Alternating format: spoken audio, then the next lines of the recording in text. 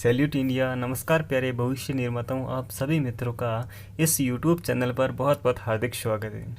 आप सभी भाई बहनों का जो प्यार मिल रहा है इस ईवीएस की प्रैक्टिस सेट की सीरीज को बहुत ही लाजवाब है। आपका जो फीडबैक मिल रहा है बहुत ही बेहतरीन मिल रहा है। आपको बहुत सारे जो क्वेश्चन हैं बहुत ज़्यादा पसंद आ रहे हैं, तो हमें बहुत मोटिवेशन मिलता है। तो आपसे एक रिक्वेस्ट और है, आप इसे अपने मित्रों के साथ ज़्यादा से ज़्यादा शेयर करें ताकि उनको भी इसका लाभ मिल सके। ठीक है, आज हमारा सेशन होगा 10 नंबर। ठीक है, और बहुत ही शानदार हमने क्वेश्चन कंप्लीट किए हैं। आज हम 191 नंबर क्वेश्चन से शुरू करेंगे और बहुत ही लाजवाब क्वेश्चन के बारे में चर्चा करेंगे। ठीक है, ऐसे क्वेश्चन है जो वास्तव में आपको अपडेट भी करेंगे। ठीक है, तो ये क्वेश्चन आपके सामने इस प्रकार है। 191 नंबर क्वेश्चन है, यूनेस्को की विश्व विरासत सूची में भारत की कितनी परिसंपत्तियां शामिल हैं। देखो, यूनेस्को क्या है, इसकी फुल फॉर्म क्या है, इसकी जो स्थापना कब हुई, इसका एशियन मुख्य हेडक्वार्टर कहाँ है।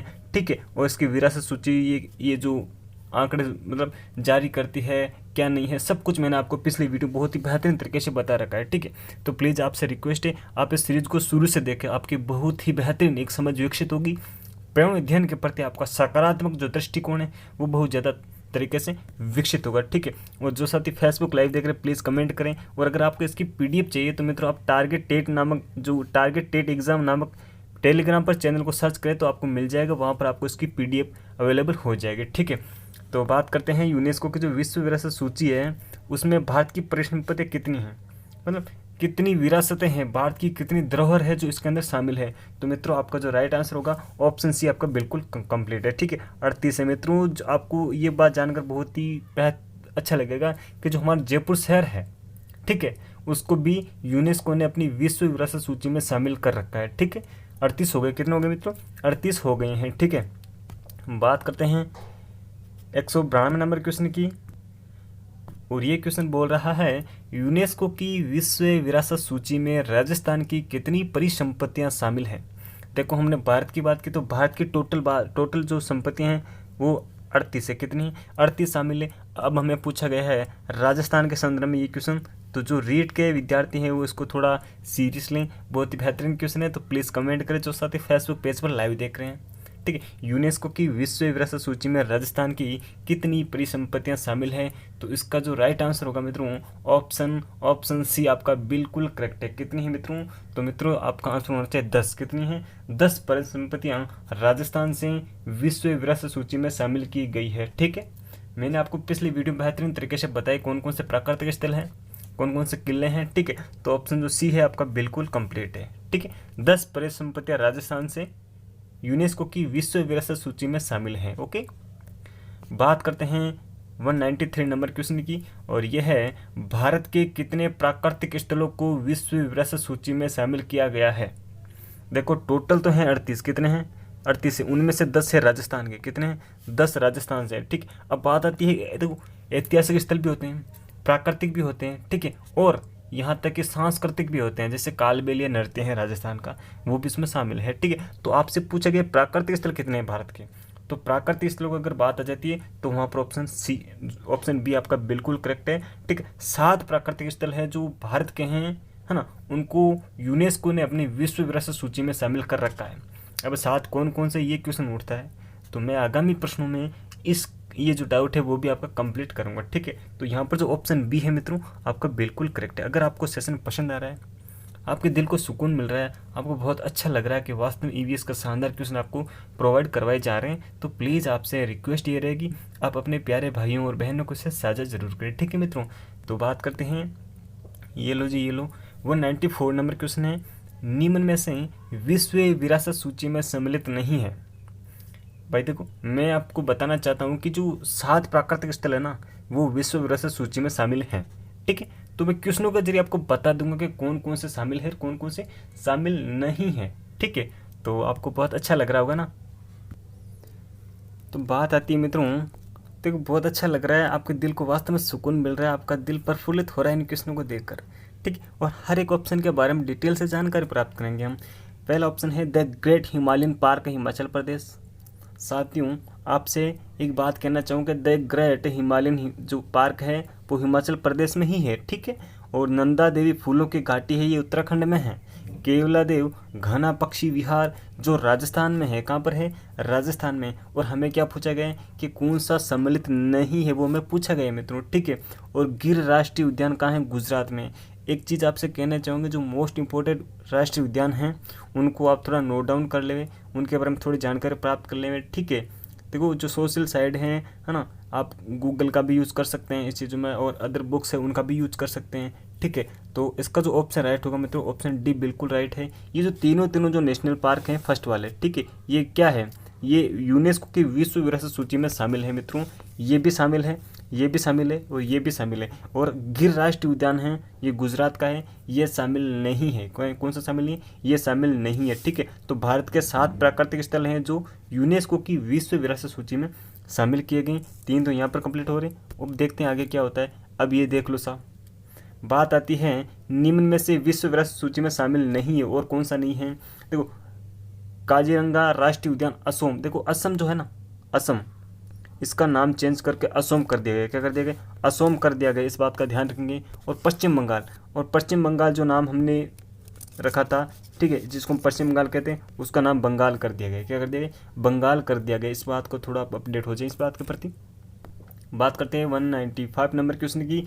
निम्न में से यूनेस्को की विश्व विरासत सूची में सम्मिलित नहीं है, ठीक है। देखो विश्व विरासत सूची जारी कौन करता है? यूनेस्को करता है।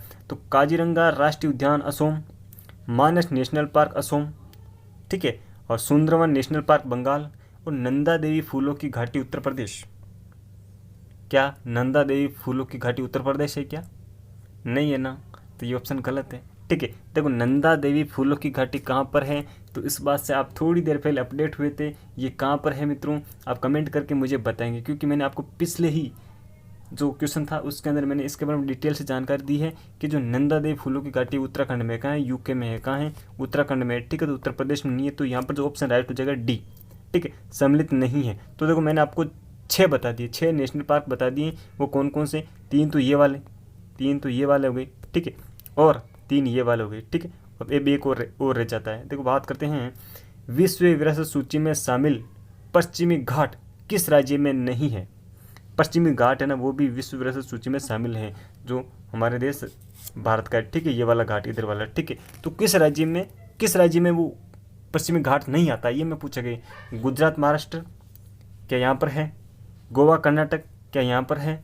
तमिलनाडु केरल यहाँ पर है, या फिर छत्तीसगढ़ में नहीं है? तो ऐसा कौन सा ऑप्शन है जिस राज्य में पश्चिमी घाट नहीं आता है, ठीक है। लगभग 1600 किलोमीटर फैला हुआ है ये, कितना? 1600 किलोमीटर फैला हुआ है। तो 196 क्वेश्चन है, उसका आंसर हो जाएगा छत्तीसगढ़। ये छत्तीसगढ़ राज्य में नहीं आता है, जबकि गुजरात, महाराष्ट्र, गोवा, कर्नाटक, तमिलनाडु और केरल यहाँ तक ये आता है पश्चिमी घाट, ठीक है मित्रों। ये भी क्या है? बहुत ही शानदार वाला घाट है।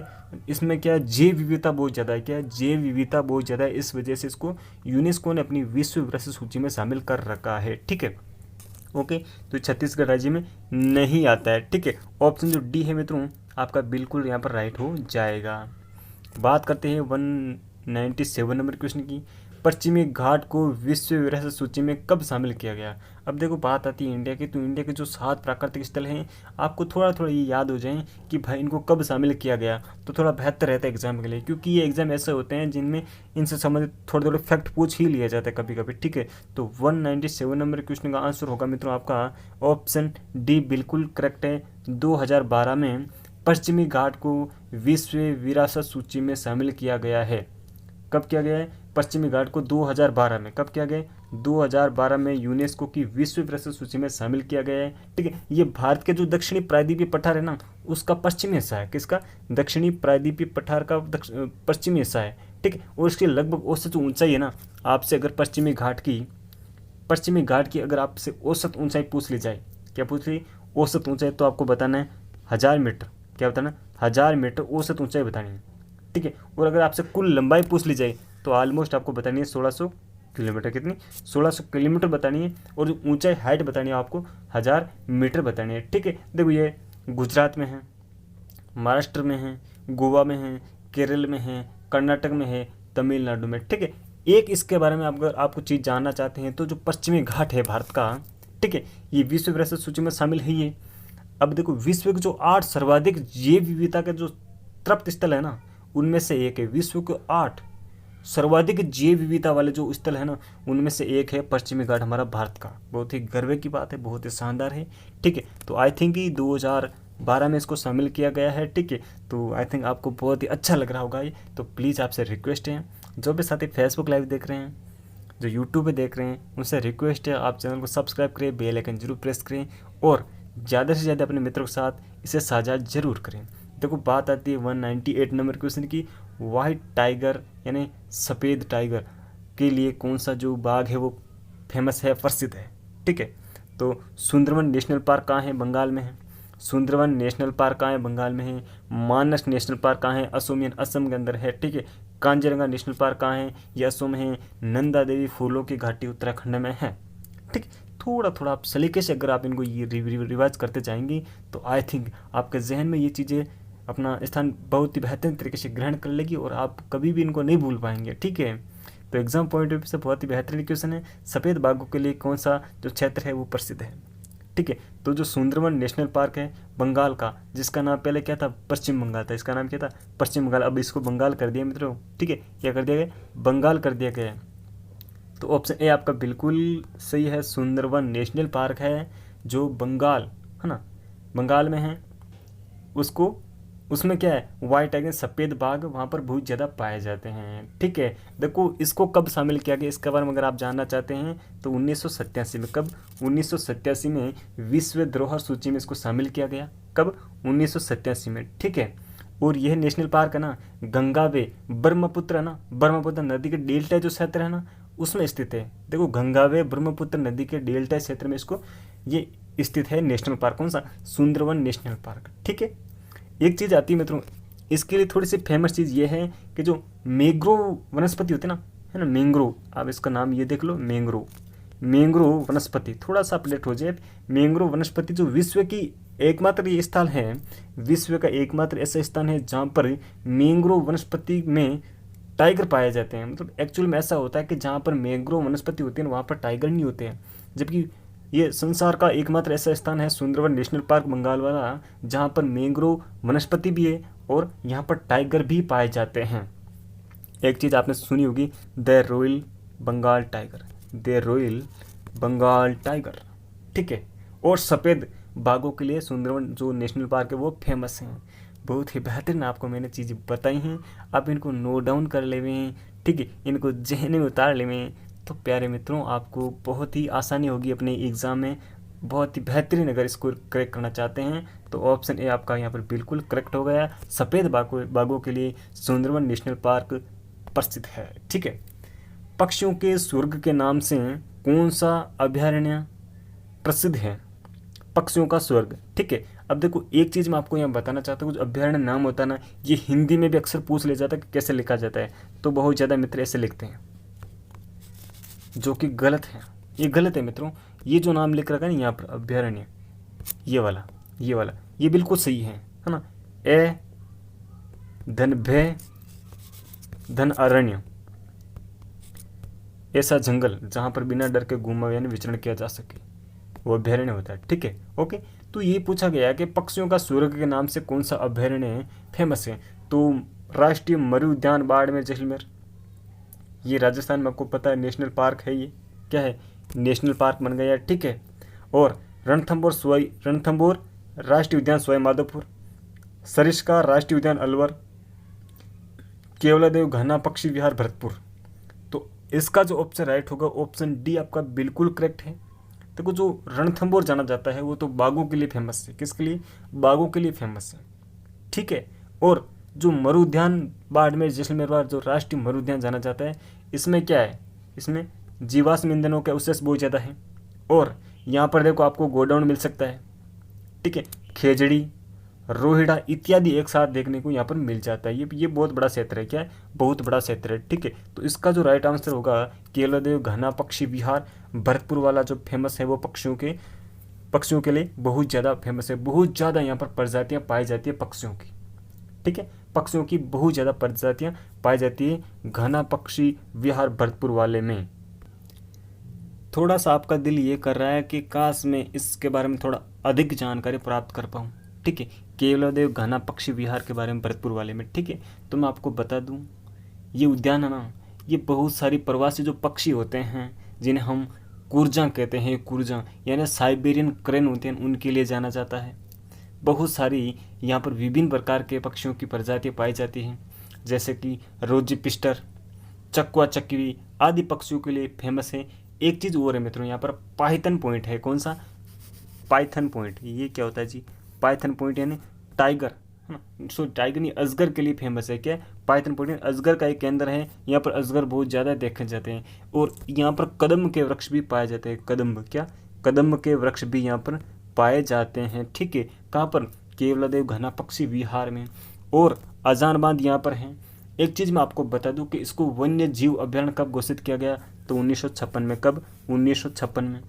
ठीक है, फिर 1981 में से नेशनल पार्क बनाया गया। कब? 1981 में से नेशनल पार्क बनाया गया। वन्य जीव अभ्यारण्य 1956 में बनाया गया, नेशनल पार्क 1981 में बनाया गया। और फिर 1981 में रामसर नम भूमि क्षेत्र में इसको शामिल कर लिया गया। जो राजस्थान के दो है, दो कौन कौन से, प्लीज़ आप कमेंट करके ज़रूर बताएंगे, क्योंकि ये जो आपके डाउट है मैंने पिछले शानदार तरीके से पिछले वीडियो में आपको क्लियर कर दिए हैं। ठीक है, और विश्व विरासत सूची में भी इसको शामिल कर रखा है। ठीक है, तो कब कब किया था विश्व विरासत सूची में शामिल? 1985 में। कब?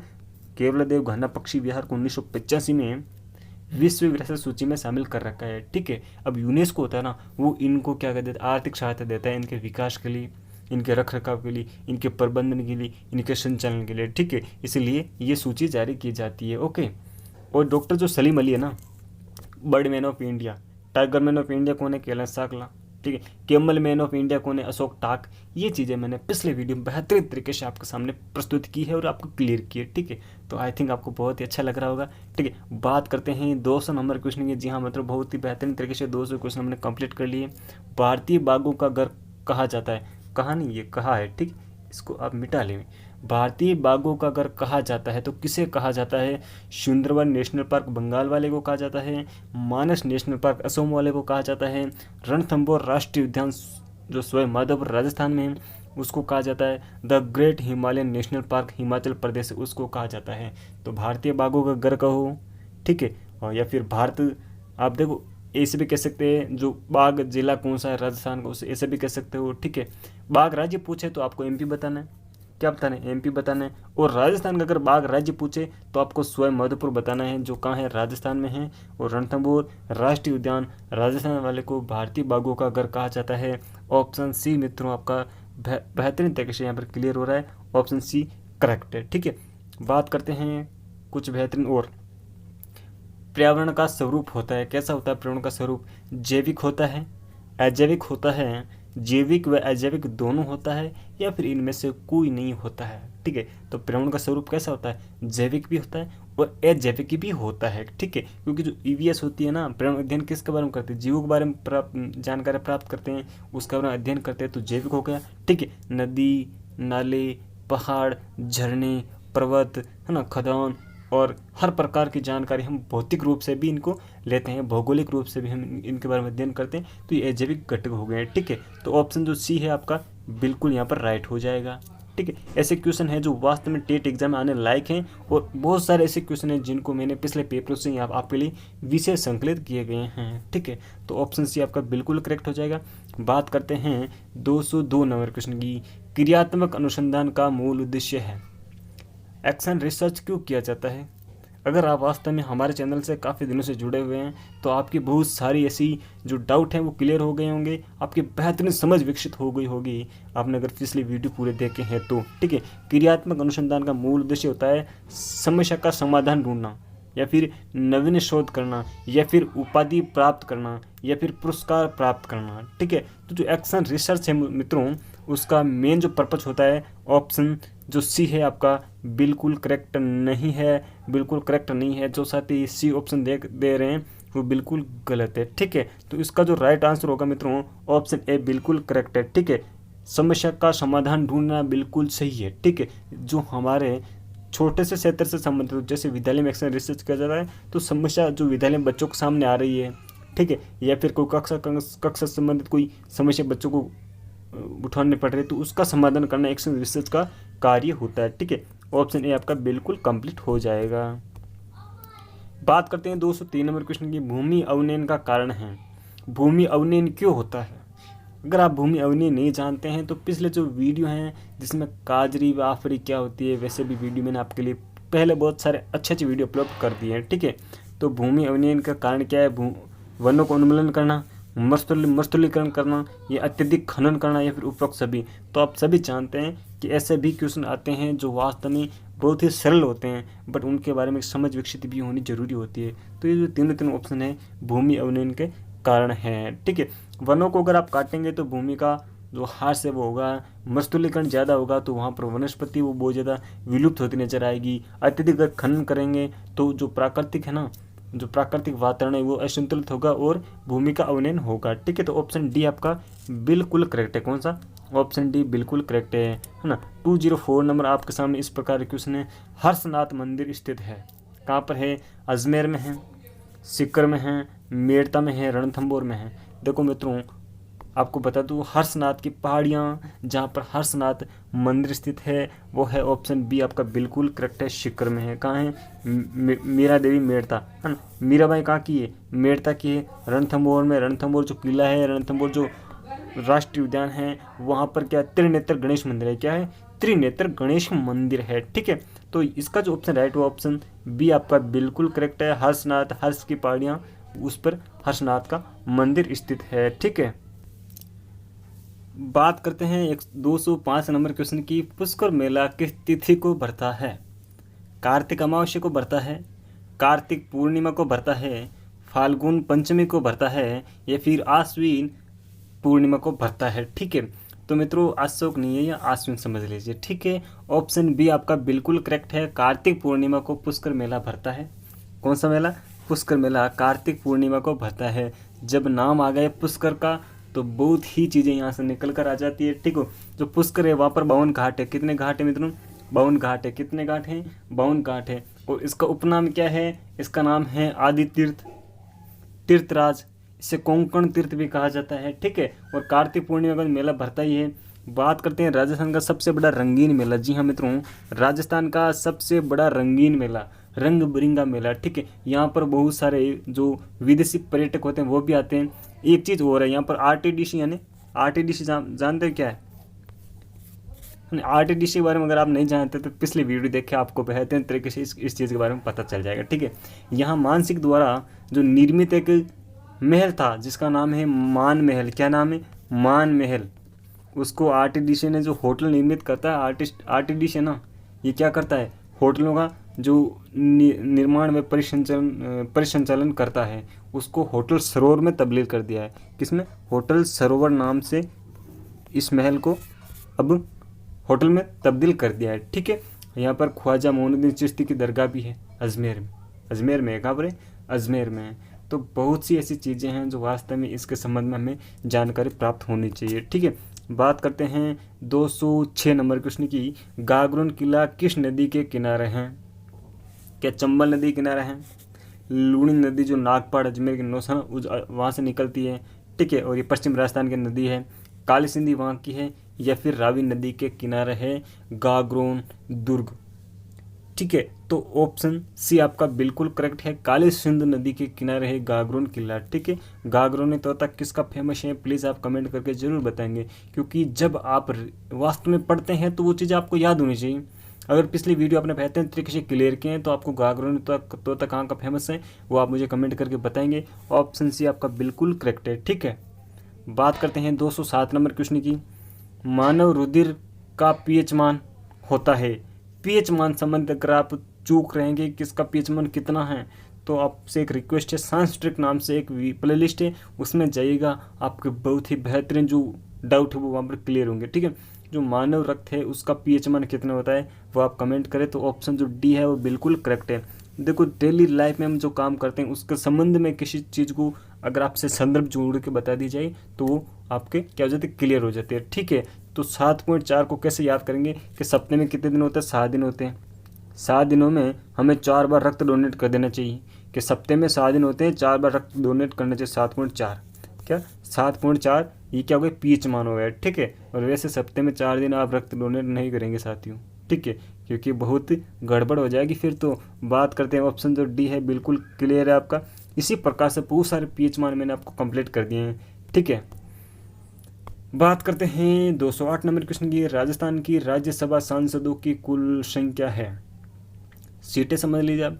राज्यसभा है ना, लोकसभा, राज्यसभा और विधानसभा, इसके बारे में जानकारी प्राप्त करनी है तो आपका ऑप्शन ए आपका बिल्कुल क्लियर है, राज्यसभा है। राज्यसभा यानी जो राज्यसभा होती है ना, उसमें सदस्यों की सीटें 10, 25 कहाँ है लोकसभा में, कहाँ है 25 कहाँ लोकसभा में, और विधानसभा में कितने 200, कितनी 200 में। तो ठीक है, हम घर में है ना विधानसभा, राजस्थान का घर में ही तो विधानसभा है, तो उसमें 200 है, ठीक है। संसद में जाना आपको, अगर लोकसभा में जाना है तो कितनी है 25 है, और राज्यसभा में जाना है तो 10 है, कितनी राज्यसभा में 10 है। तो ऑप्शन ए आपका बिल्कुल यहाँ पर कंप्लीट है, ओके। बात करते हैं 209 नंबर क्वेश्चन की। लाजवाब क्वेश्चन है मित्रों, थोड़ा सा सलीके से इस पर गौर फरमाना कि निम्नलिखित में से कौन सी गतिविधि पर्यावरण संरक्षण से संबंधित नहीं है। वनों का उन्मूलन करना, प्राकृतिक संसाधनों का संरक्षण करना, पौधारोपण करना और जलाशयों की सफाई करना। अब आपसे पूछा गया कि पर्यावरण है ना उसके संरक्षण से संबंधित नहीं है, ठीक है। तो वनोन्मूलन करना क्या है, संरक्षण के विरुद्ध काम है, क्या है संरक्षण के विरुद्ध काम है। इसलिए ऑप्शन ए आपका बिल्कुल करेक्ट हो जाए, क्योंकि अगर पेड़ पौधों को काटोगे तो प्रकृति है ना वो नाराज हो जाएगी और भीषण तबाही मचा देगी। तो वनोन्मूलन करना पर्यावरण संरक्षण की गतिविधियों में शामिल नहीं है, ठीक है। देखो प्राकृतिक संसाधनों का संरक्षण करना ये तो बिल्कुल है, और पौधारोपण करना बहुत ही लाजवाब है। आप हर साल में कम से कम एक पौधा जरूर लगाएं, थोड़ा सा टाइम निकाल के, थोड़े से पैसे बचाकर, ये काम तो थोड़ा करना ही चाहिए अगर आप मानव जीवन में वास्तव में एक अच्छे तरीके से ज़िंदगी जीना चाहते हैं, जी रहे हैं तो, ठीक है। और जलाशयों को सफाई करना ये भी क्या है गतिविधि है, किस प्रकार के पर्यावरण संरक्षण से संबंधित, ठीक है। तो ऑप्शन ए आपका बिल्कुल करेक्ट है, जो कार्य हमें कभी नहीं करने चाहिए। बात करते हैं 210 नंबर क्वेश्चन की। पर्यावरण शिक्षा में सामूहिक चर्चा से संबंधित शिक्षण विधि कौन सी है। पर्यावरण शिक्षा में सामूहिक चर्चा यानी जो ग्रुप डिस्कशन होता है उससे संबंधित शिक्षण विधि कौन सी है, ये पूछा गया है, ठीक है। तो भूमिका निर्वहन करना, व्याख्यान करना, वर्णन करना, विचार गोष्ठी करना, ठीक है। तो सामूहिक चर्चा कब करते हैं, क्या भूमिका निर्वाह करते हैं तब सामूहिक चर्चा होती है। कोई बच्चा किसी का रोल प्ले कर रहा है, ठीक है, जैसे कि जो रामलीला होती है उसके अंदर राम का है ना रोल होता है, हनुमान जी का रोल होता है, वो करता है, तो क्या सामूहिक चर्चा होती है, नहीं होती है। व्याख्यान में भी नहीं होता है। किसी चीज़ का वर्णन करना तो उसमें भी सामूहिक चर्चा नहीं होती है। जबकि जो विचार गोष्ठी होती है उसमें क्या होती है, सामूहिक चर्चा होती है। वहाँ पर स्वायत्ता होती है बोलने की, है ना, अपने विचार प्रकट होते हैं, एक दूसरे के विचार सुनते हैं, ठीक है। तो बहुत सारे जो कौशल है वहाँ पर विकसित होते हैं, डेवलपमेंट उनका होता है, ठीक है। तो ऑप्शन डी आपका बिल्कुल करेक्ट है, लाजवाब है मित्रों। अगर आपको ये सेशन पसंद आया है तो प्लीज़ आप इससे शेयर जरूर करें अपने मित्रों के साथ, है ना। वीडियो को लाइक करें, चैनल को सब्सक्राइब करें, बेल आइकन जरूर प्रेस करें, क्योंकि जो सकारात्मक चीज़ें वो हमें वास्तव में ज़िंदगी में करनी चाहिए। और आपके लिए इतनी मेहनत करें तो प्लीज़ आपका एक तो कर्तव्य बनता है, एक तो दायित्व बनता है कि आप इस वीडियो को शेयर जरूर करेंगे, ठीक है। तो thank you for watching this video. Salute India, salute India, salute India, okay.